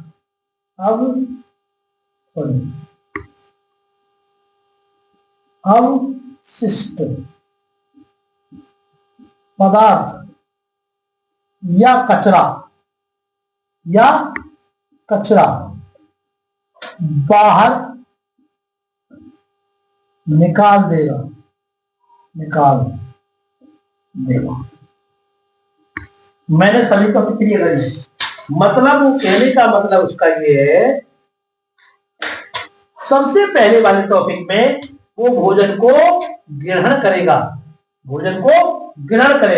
ग्रहण कर लिया मतलब उसने कोई जीव जंतु जो बारीक है कुछ में उसको पकड़ लेगा, अंतर ग्रहण कर लेगा, अपने अंदर समा लेगा। ठीक है, समा लेगा। समाने के बाद उसका पाचन करेगा। कैसे करेगा? जो बड़ा सा टुकड़ा लिया है, उसने बड़ा सा टुकड़ा लिया है, तो देखो बड़ा सा टुकड़ा लिया था, छोटा कर दिया, तोड़ दिया टुकड़ों में। जब टूट जाएगा, एंजाइम की मदद से तोड़ देगा। तोड़ने के बाद उसमें से कुछ ऊर्जा निकलेगी, उसमें जीव द्रव्य में अवशोषण कर लेगा। क्या कर लेगा? अवशोषण कर लेगा। अवशोषण जो ऊर्जा हुई है, जो पचित पदार्थ के द्वारा ऊर्जा निकल के आई है, उसको क्या करेगा? स्वामीकरण के बाद जीव द्रव्य में मिला लेगा और अपनी वृद्धि करेगा। क्या करेगा? अपनी वृद्धि करेगा। कौन? अमीबा। और जो अवशिष्ट पदार्थ कचरा जो रह जाता है, उससे अवशिष्ट पदार्थ को बाहर निकाल देता है। जैसे कि मान के चलिए किसी इंसान में, जैसे कि एक स्टूडेंट है हमारा, नाम ले देता हूं, एक अमित नाम का स्टूडेंट। मैंने देखा है शाम 4 बजे और 4 बजने के बाद वो चला जाता खेतों पर। जो बाहर वाला कचरा है, अवशिष्ट पदार्थ, उसे त्याग में 2-2 घंटे में लौट के आता है। पता नहीं कितना कचरा डाल जाता है वहां पर। समझ रहे हो बात को? नहीं, भोजन खाया, पाचन हुआ, आमाशय में, क्षुद्रांत में, नीचे पहुंचा, बढ़िया छोटे क्षुद्रांत में, और बचने के बाद गुदा के द्वारा मलाशय पहुंचा और मलाशय से गुदा से बाहर निकाल दिया। हमारे दिमाग को तुरंत सूचना मिलती है कि भाई ये अवशिष्ट पदार्थ जल्दी निकाल दिया, सड़ जाएगा मामला। समझ रहे हो? इसीलिए वो 4 बजे चला जाता, 2 घंटे में लौट जाता, तो नहीं निकलता है। ये टॉपिक क्लियर हुआ? डेफिनेशन निकला है। इसकी कोई थ्योरी वगैरह लिखना चाहे तो थ्योरी काफी है। मतलब काफी थ्योरी है, बोलूं तो काफी टाइम लग जाएगा। हो सकता है या आप मेरे नंबर पर कॉल कर लेना 9568 79 91 41। PDF आपको डाल दूंगा। ठीक है, अगला टॉपिक आता है जंतु तथा मानव में पोषण। बातें की है, इसका टॉपिक बताते हैं। ये पूरी तरह से समझ में आ गया होगा। स्क्रीनशॉट लेना चाहे तो ले सकते हैं, तो मिटाना चाहे तो मिटा सकते, मतलब स्क्रीनशॉट ले लेना, लिख लो। इसको भी स्क्रीनशॉट लेना है, ले सकता है। जंतुओं तथा मानव में पोषण, ठीक है। तो जंतुओं में ये तथा मानव में पोषण, तो मानव पाचन तंत्र देखते हैं पहले। क्या करते हैं? मानव पाचन तंत्र का चित्र बनाते हैं, तो चित्र के द्वारा ही समझाते हैं, क्योंकि कभी कभी पेपर में मानव पाचन तंत्र आ जाता है, चित्र बनाने के लिए बनाने की आवश्यकता नहीं आ जाता है टॉपिक। तो मैं देखता हूं, देखिए चित्र तो मुझे ऐसे आते हैं, मैं ऐसे बनाऊंगा भैया।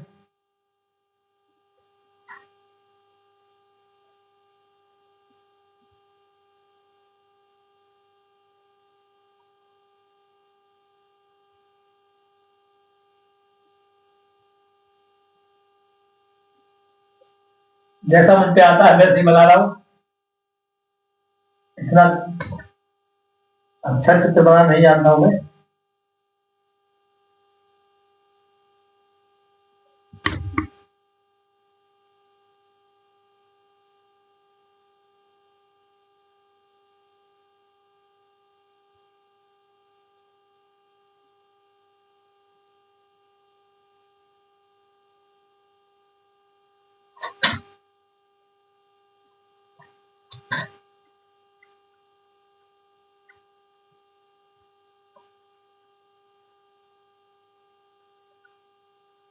नीचे का चित्र ना आए तो कोई बात नहीं भैया, आगे का आना चाहिए।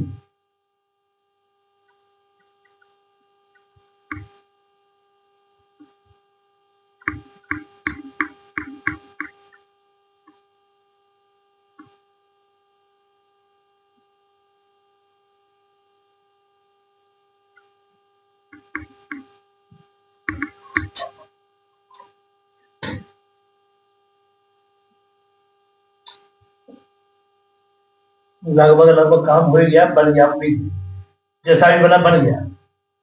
ये होता है हमारा मुख, ठीक। ये होती है हमारी ग्रसनी, ये होती है ग्रास नदी, ये होती है हमारी आमाशय,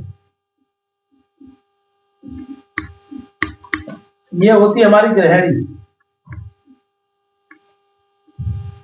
ये होती है बड़ा क्षुद्रांत, जिसे बोलते हैं बड़ी आंत, बड़ी आंत भी बोल देते हैं या बड़ा क्षुद्रांत भी बोल देते हैं।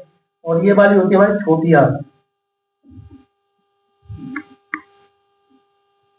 या छोटा क्षुद्रांत भी बोल देते हैं। ऐसे देखिए, बड़ी इसलिए बड़ी नहीं होती है, इसकी लंबाई बड़ी होती है, नहीं, ये केवल चौड़ाई ज्यादा होती है इसकी, इसलिए इसे बड़ी आंत बोला जाता है या बड़ा क्षुद्रांत बोला जाता है।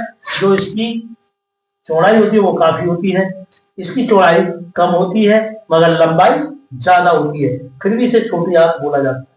क्यों? इसकी चौड़ाई कम होती है, ठीक। तो एक यहाँ से स्टार्टिंग करते हैं। जैसे मान के चलिए मैं देख लूं ये टॉपिक और तो कुछ बचा तो नहीं है, नहीं, कुछ भी नहीं है था। चलो भाई, ये जो मैं बता रहा था, यहां पर देख लें, ये टॉपिक और रह गया मलाशय, मलाशय, और ये नीचे रह गया गुदा। नहीं आ रहा हो कोई बात नहीं, फोन में जो कैमरा है उसमें ना आ रहा कोई बात नहीं है, मगर इनके टॉपिक में लिख दूं। देखिए यहां पर हमने भोजन किया, मुंह में भोजन खाया, और खाने के बाद हमने चबाया, क्या किया, चबाया, सब दांतों से हमने चबाया। चबाने के बाद हमारी जिह्वा ग्रंथि के नीचे ग्लैंड होती है, रस निकालती है, कर्ण ग्रंथि भी होती है, वो भी रस निकालती है, और उस खाने में वो लाल शामिल हुई, और शामिल होने के बाद लुंगदी बन गई, जिसे कायन कहा जाता है। लुंगदी का दूसरा नाम होता है कायन। अगर आपके टॉपिक में आ जाओ, ऑब्जेक्ट टाइप आ जाए कि कायन किसे कहा जाता है, कायन किसे कहा जाता है, उसमें दे दिया एक टॉपिक ए में लुंगदी, दूसरा कोई और नाम दे दिया, या एक दे दिया, कहीं कुछ दे दिया, कोई छोटिया नदी बड़े दे दी, तो आप इसमें ही भूल जाओगे कि कायन होता क्या है। इसलिए मैं बताता हूं, जो यहाँ पर चबाने के बाद रस को मिल जाता है तो उसे लुंगदी बन जाती है। क्या बनती है, लुंगदी। लुंगदी को कहा जाता है कायन। क्या कहा जाता है, एक लुंगदी बन जाती है, लुंगदी, सही है, भोजन की क्या बनती है, लुंगदी, इसे कहा जाता है कायन।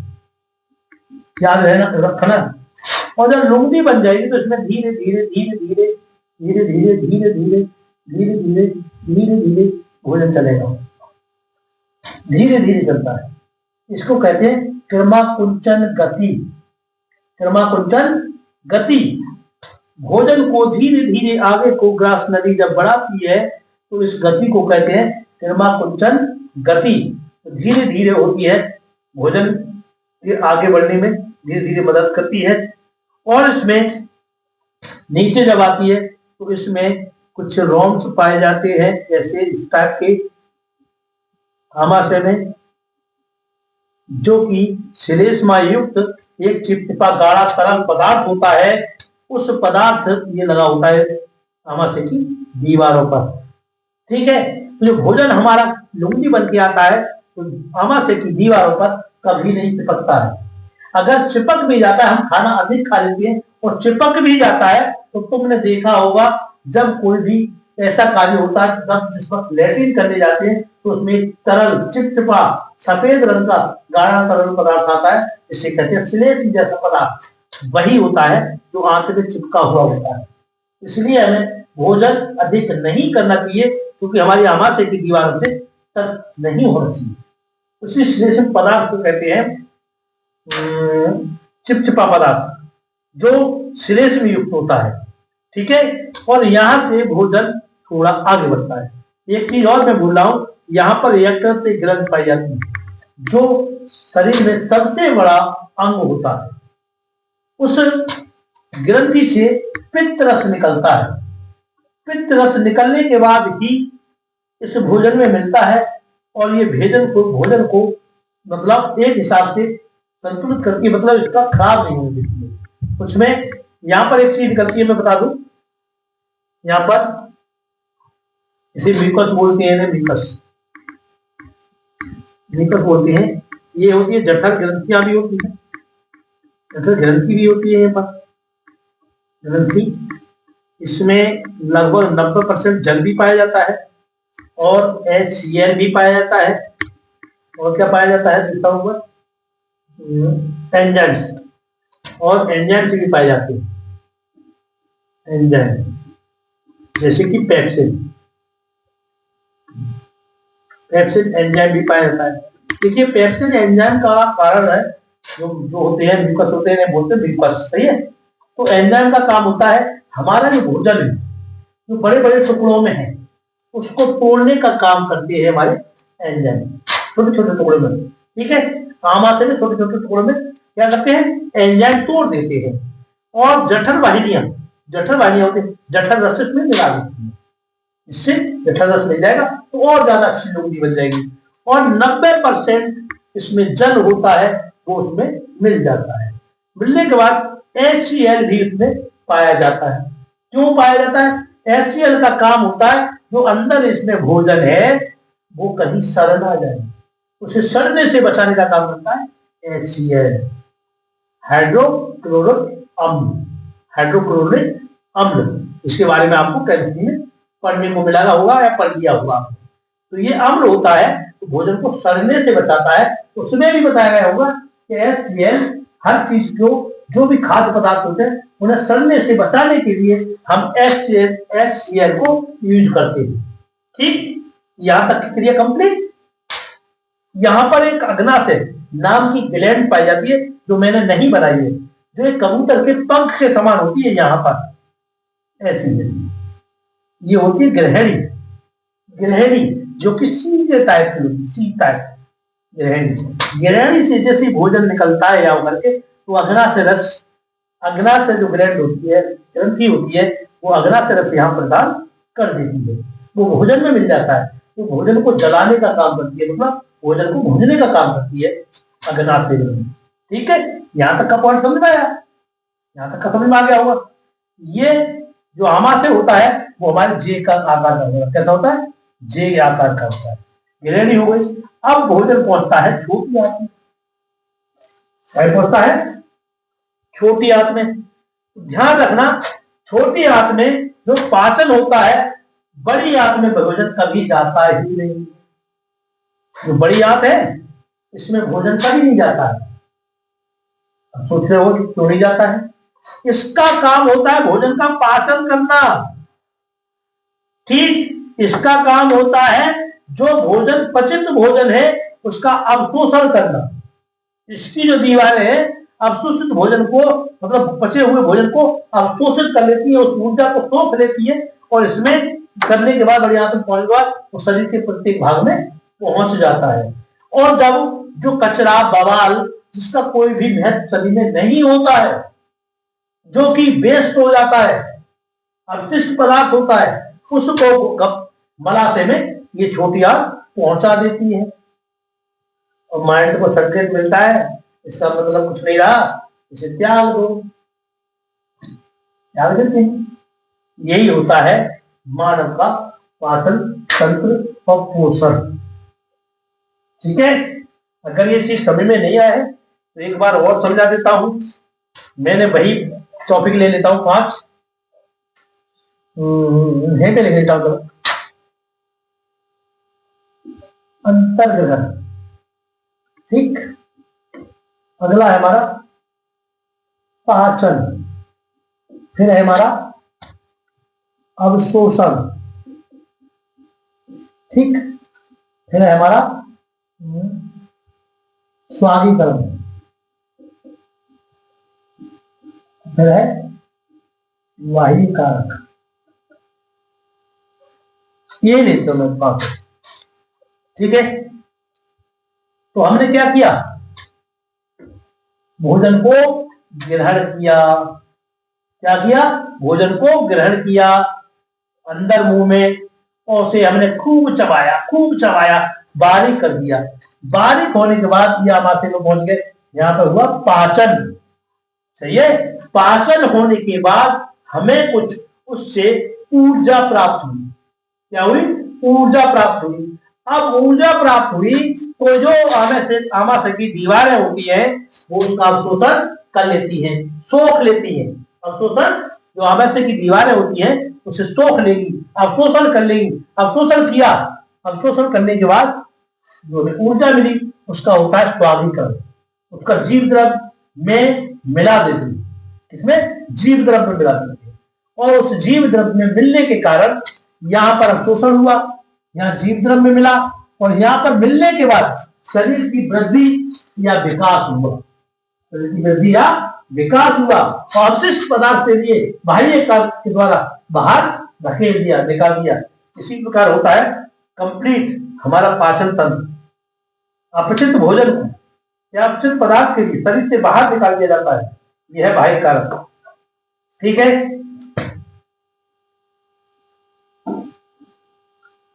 मैंने बताया था यहां पर पाचन में क्या क्या पाया जाता है? पाचन में एंजाइम पाए जाते हैं, जठर ग्रंथियां, जठर रस भी पाया जाता है, 90% जल पाया जाता है, HCl पाया जाता है। ये सब मिक्स होकर के यहाँ पर रहता है, इससे भोजन सड़े भी नहीं, और एंजाइम के द्वारा से छोटे छोटे टुकड़ों में टूट जाए, और जल की मात्रा भी हो, और HCl भी हो। कंप्लीट।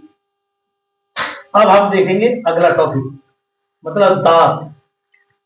दांत क्या है और दांत की संरचना क्या है, और लास्ट हमारा टॉपिक है मास्टर ग्रंथि, मतलब यकृत। यकृत के बारे में आपको बताएंगे। 2 पॉइंट रहेगा, दांत और यकृत, जो कि हमने अभी यकृत के बारे में बताया था, यकृत क्या है और क्या नहीं है। यकृत ही हमारे शरीर के लिए बचाए हुए होती है। जो अशुद्धियां होती हैं उन अशुद्धियों से बचाने का काम हमारा यकृत ही करता है।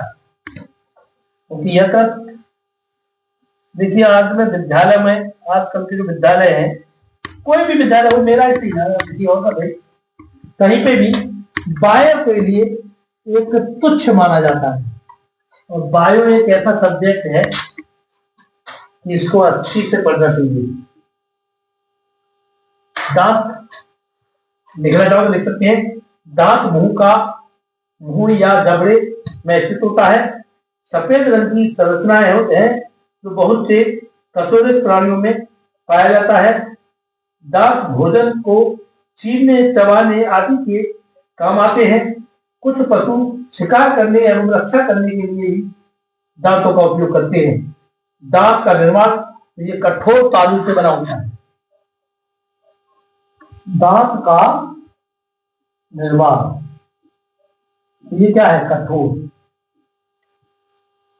तालू का बना होता है। तालू, ठीक, तालू का बना होता है, कठोर तालू का। अगला पॉइंट है अध्ययन। मगर हम इसका अध्ययन करेंगे तो ओडोंटोलॉजी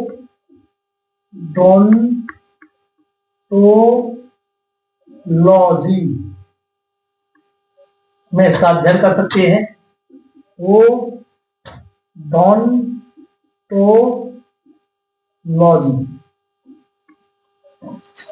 इसमें इसका अध्ययन कर सकते हैं हम। ठीक, अब हम देखेंगे दांत कितने प्रकार के होते हैं, मतलब दांतों का प्रकार।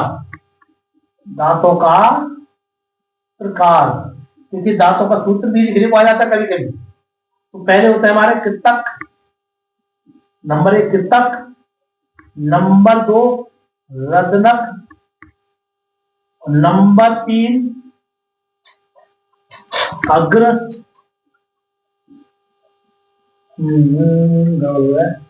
चवर्णक, ठीक, और चौथा नंबर होता है चवर्णक। ठीक है, ये होते हैं 2 जोड़ी। कितने होते हैं? 2 जोड़ी होते हैं ये वाले दांत। 1 जोड़ी रदनक होते हैं, ठीक है, और ये भी होते हैं 2 जोड़ी,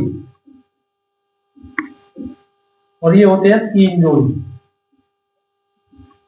ठीक है, मतलब आप जबड़ा बनाना चाहे तो बना सकते हैं, जैसे मैं बना रहा हूं जबड़ा।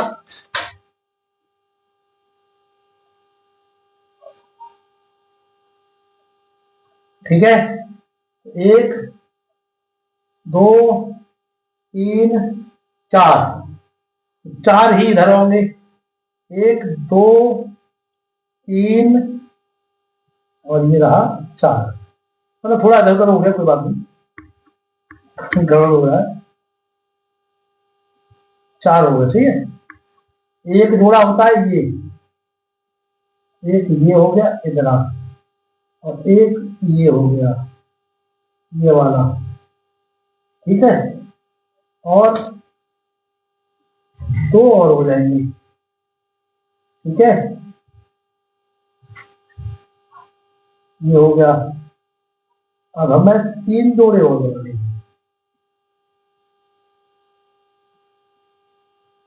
इस प्रकार ही इधर होंगे।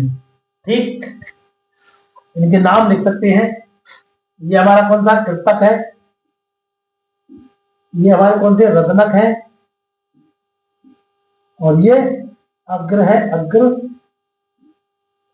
चवर्णक, और ये केवल चवर्णक हो गए।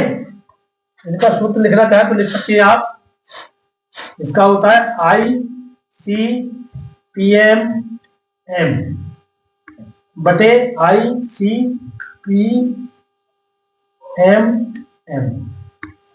ठीक, लिखना चाहे तो लिख सकते हैं आप, बराबर 2 + 1 + 2 + 3/2 + 1 + 2 + 3 गुणा 2 बराबर 16/16।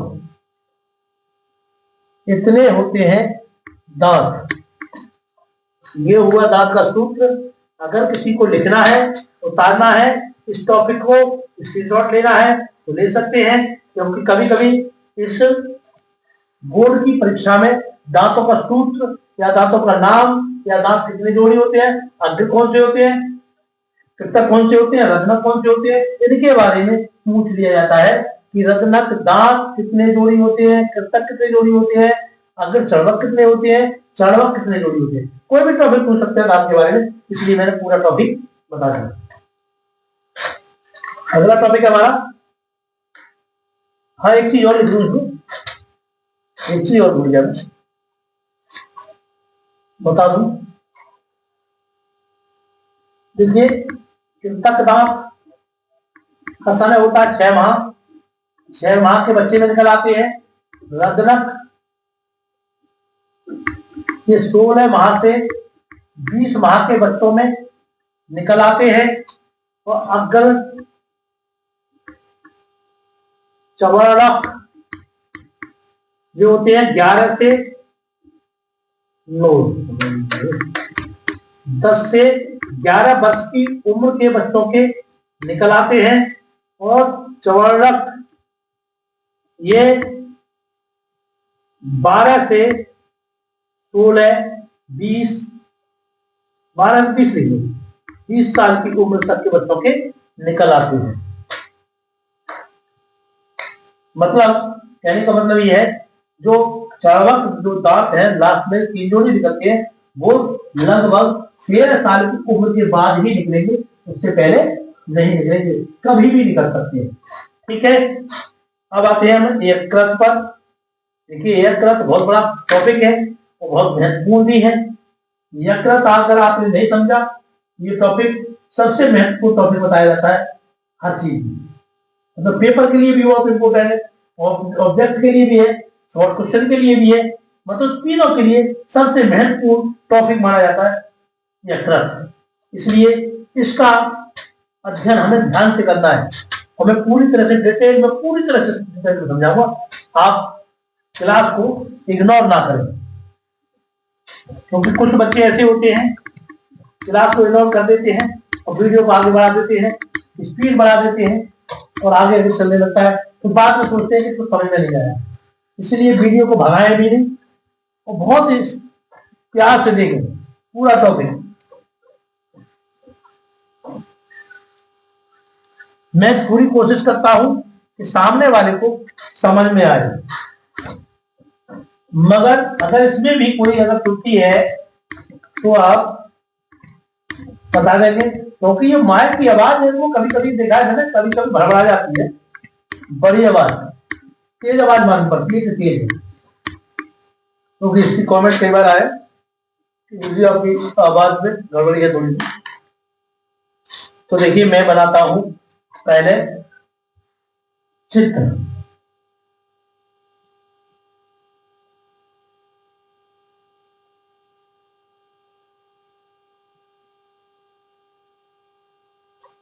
ठीक है, बना रहा हूं, कोशिश कर रहा हूं बनाने की।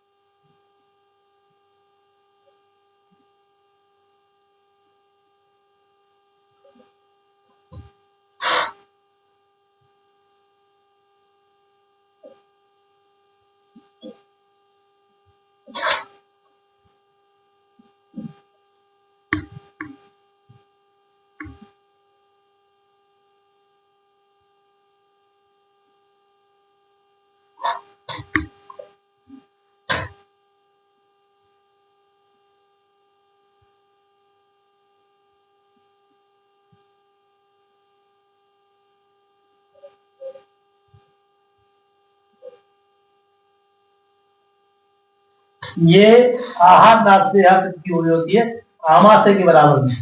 ठीक है, कुछ ऐसी रचना पाई जाती है इसके ऊपर।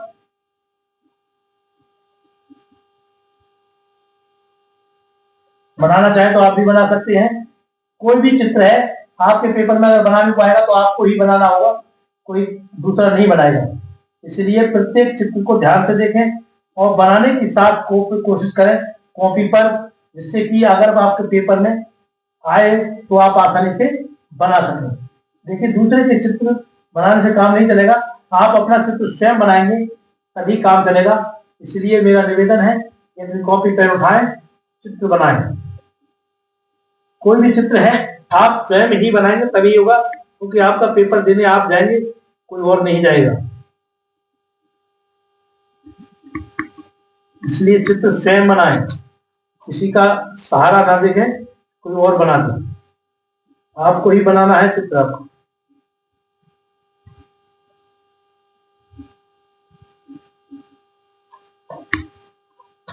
ये है यकृत।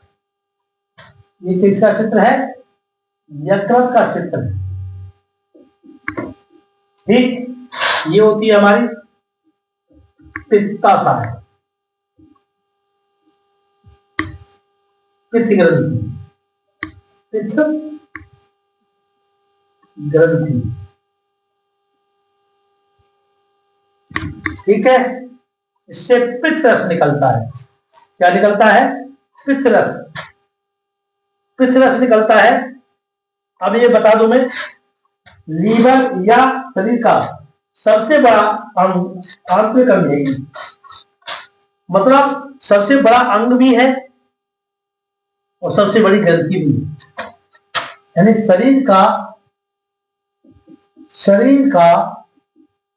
सबसे बड़ा अंग है और सबसे बड़ी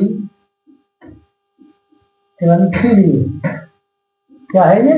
सबसे बड़ी ग्रंथि भी है और सबसे बड़ा अंग भी है। शरीर का सबसे बड़ी ग्रंथि और सबसे बड़ा अंग है।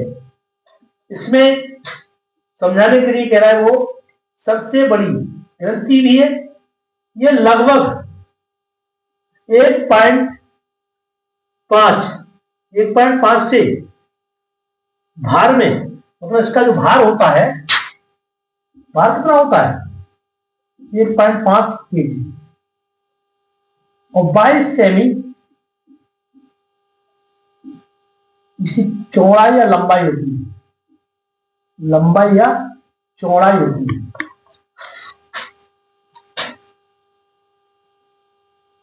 ठीक है, और ये उधर गुहा में दाहिनी ओर स्थित होती है, तो डायफ्राम के नीचे और आमाशय के ऊपर स्थित होती है। इसमें पित्ताशय होता है, जिससे पित्त रस एकत्रित होता है। जैसे मैंने बनाया था आमाशय ऐसी करके, ये रचना बनाई थी मैंने, आपने देखा होगा ये वाली। ठीक है, उससे ऊपर बनने वाली चीज ये यहाँ पर डायफ्राम, यहाँ पर फेफड़े होते हैं। सही है, इस हिसाब से फेफड़े होंगे, उसके नीचे बनी होती है ये रचना, ये वाली रचना, मतलब आमाशय से थोड़ी ऊपर और डायफ्राम से नीचे, जिससे जैसे तुमने देखा होगा कोई गर्भवती महिला होती है और खाना अधिक खा ली तो उसे उल्टियां हो जाती है बहुत जल्दी, वो इसका काम होता है डायफ्राम का, मतलब यकृत का। डायफ्राम यकृत का, यकृत जो होती है हमारी, कभी भी शरीर का संतुलन नहीं बिगड़ने देती है। इसलिए ये नीचे धक्का देती है, उल्टियां हो जाती है। कोई भी खाना खाते हैं, अधिक खाना खाने से, आप कोई अपचित भोजन खाने से इधर से जैसी प्रेशर लगाएगी हमारी ग्रंथि यकृत और तंत्र पर उल्टियां हो जाती है। ये डायफ्राम से नीचे स्थित होती है। अब यकृत, पित्ताशय, ये नीले रंग, लगभग 8 सेमी लंबी, 4 सेमी चौड़ी, अंडाकार एक थैलीनुमा संरचना होती है। देखना चाहे तो लिख सकते हैं, पित्ताशय हेडिंग डालें। ये नीले रंग की लगभग 8 सेमी लंबी तथा 4 सेमी चौड़ी अंडाकार थैलीनुमा रचना होती है। ये यकृत से निकलने वाले पित्त रस का संचय करती है और उससे जल को सोख कर उसे गाढ़ा बनाती है। कौन सी है? ये 8 सेमी मतलब लंबी है और 4 सेमी ये चौड़ी होती है, पित्ता सेमी। और ये पित्त रस निकालती है जो कि जल को सोख करके ये गाढ़ा तरल पदार्थ बनाती है। एक चीज और बता दूं यहाँ पर, जो जल को सोख करके गाढ़ा तरल पदार्थ बनाती है, अगर वो सूख जाए तो वही पत्नी का रूप धारण कर लेता है। इसके भैया पृथ्वी में पत्नियां बनती है तो किसी से नहीं बनती है, वो किसी के द्वारा बनती है। पानी की बात का सूख जाना और उसका जो गाढ़ा तरल पदार्थ रह जाना, और ज्यादा सूख जाए तो उसी का पत्नी बन जाना, और वही हमें बाद में ब्रेन दर्द, ब्रेन मतलब सॉरी जो दिमाग में जो दर्द हो जाता है, दर्द का महसूस होता है, इसी के द्वारा होता है। मतलब पित्त में जो दर्द बनता है और ब्रेन के लिए मतलब संतुलन खो देता है, तो इसी के कारण होता है। अगर इसकी पथरी जो होती है, कहते हैं बैगन से बन गई, टमाटर के बीज से बन गई, बैगन के बीज से बन गई, ऐसा कुछ नहीं। इसी का जो पित्त रस का रस निकलता है, इसका पानी सूख लेते हैं और जो गाढ़ा पदार्थ बनता है, उसी से एक पतली नुमा एक पत्थर जैसी रचना बन जाती है, उसी को कहते हैं पतली स्टोन। ये पित्तरस होता है, बसा का पाचन करता है, जैसे कि ऑयल, बसा का पाचन।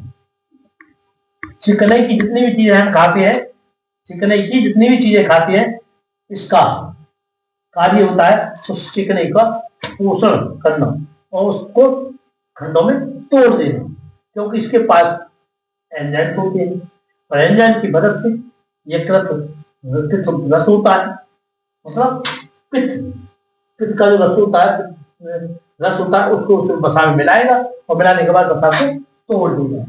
इस पर इसका खुद पाचन करता है, इसको कोई असर नहीं पड़ता है। अब आता है पित्त रस के कार्य। तो अगर आपके पास कॉपी है तो लिख सकते हैं। नंबर 1, पित्त रस का श्रावण करना इसका काम है। तो पित्त रस का श्रावण करती है ये, ठीक है। और ये वसा का भी इम्लीकरण करती है और भोजन को लुंगी की अम्लता को समाप्त करके उसे क्षारीय बनाती है। मतलब जो अम्ल में होता है HCl, मैंने बताया था थोड़ी देर पहले पाचन, इसमें आमाशय में HCl भी पाया जाता है जो भोजन को सड़ने से बचाता है, तो उसको समाप्त करती है, अम्लता को समाप्त करेगी। यकृत उसे क्षारीय बनाने का काम यकृत करती है, ठीक है, क्षारीय भी बनाएगी। और किरमा-कुंचन, आपकी किरमा-कुंचन गति को बढ़ाती है। मैंने बताया था आपको भोजन ग्रास नली से, जैसे ग्रसनी से भोजन धीरे धीरे ग्रास नली की तरफ धीरे धीरे चलेगा, उसकी किरमा-कुंचन जो गति होती है, धीरे धीरे भोजन नीचे को ग्रास नली से नीचे आमाशय तक आता है, उसकी किरमा-कुंचन गति कौन बढ़ाती है? यकृत। यकृत ही किरमा-कुंचन गति को भी बढ़ाने का कार्य करती है। अगला आता है टॉपिक हमारा, हेपेरिन का निर्माण होता है। हेपेरिन एक पदार्थ होता है, हेपेरिन नामक, उसका निर्माण करने का काम भी यकृत का ही है। और हेपेरिन के कारण ही जो रुधिर वाहिनियों में ब्लड होता है, तुमने देखा होगा पहाड़ी पर चले जाते हैं, बर्फ गिर रही है, वहां पर हमारे रसों में जो रुधिर वाहिनियां हैं उनमें ब्लड नहीं रुकता है, जमता नहीं है, उसका काम होता है हेपेरिन का। हेपेरिन नामक पदार्थ होता है वो हमारी बॉडी में ब्लड को जमने नहीं देता है। अगला एक टॉपिक आ रहा है तीसरे नंबर पर। नंबर तीसरे में हाइड्रोजन तथा प्रोथाबिन का निर्माण होना। चोट लगने पर रक्त का थक्का जमने में मदद करता है।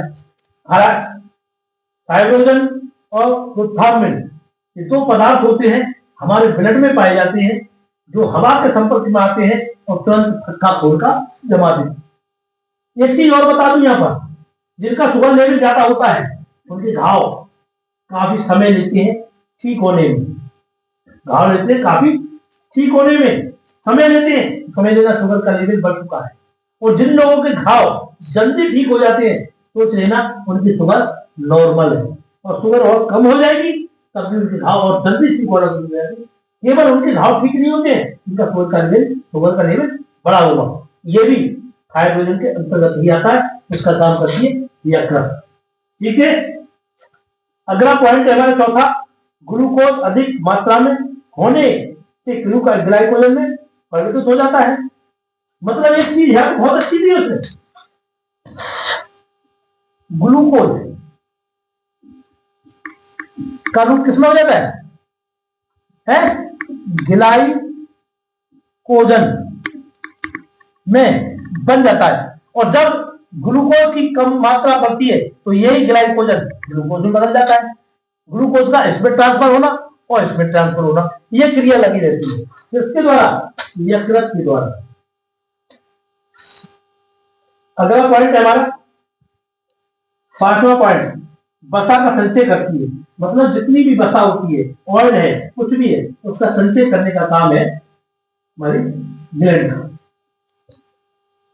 अगला पॉइंट है हमारा, यकृत अमोनिया को यूरिया में बदलती है। यकृत मतलब यकृत जो होती है अमोनिया, जैसे कि NH3 को क्या बदल देगी? यूरिया में बदल देगी, NH2 NH2CO